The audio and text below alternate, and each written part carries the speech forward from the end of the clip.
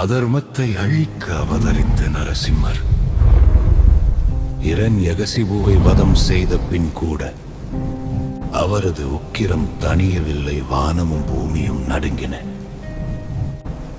உலகங்கள் அச்சத்தில் மூழ்கின. தேவர்கள் அனைவரும் அச்சத்தில் உறைந்தனர். இந்த உக்கிரத்தை தணிக்க யாராலும் இயலவில்லை. இறுதியில் அவர்கள் பரம்பொருளான சிவனை நாடினர். கைலாயத்தில் பரமேஸ்வரன் தியானத்தில் இருந்தார் பார்வதி தேவி. உலகங்களின் துயரத்தை அவரிடம் எடுத்துரைத்தாள். தர்மம் காக்க காலம் அழைத்தது.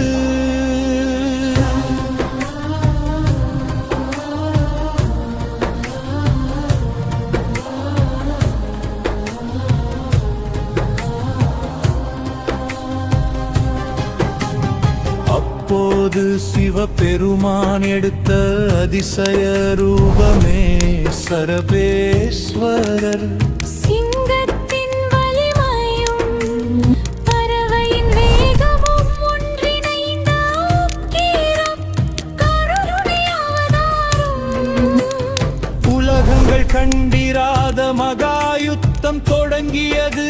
நரசிம்மரின் உக்கிரமும் சரபேஸ்வரரின் சக்தியும் ஆகாயத்தை குலுங்கச் செய்தன. யுத்தம் அல்ல, அது கருணை.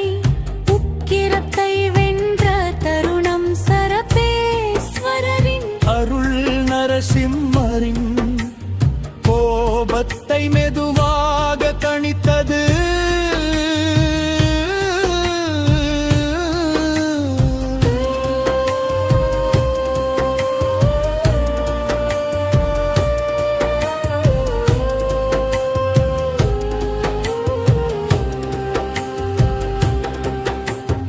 உக்கிரம் நீங்கி நரசிம்மர் சாந்த விஷ்ணுவாக மாறினார். உலகங்கள் நிம்மதி பெருமுச்சு விட்டன. தேவர்கள் ஆனந்தத்தில் தலை வணங்கினர். சிவமும் விஷ்ணுவும் ஒன்றே. உக்கிரமும் கருணையும் சமநிலையில் இருந்தால் மட்டுமே தரமன் நிலை நிறுத்தப்படும். உக்கிரத்தை அடக்கும் உயர்ந்த சக்தி கருணை. அந்த கருணையின் திருவுருவமே சரபேஸ்வரர்.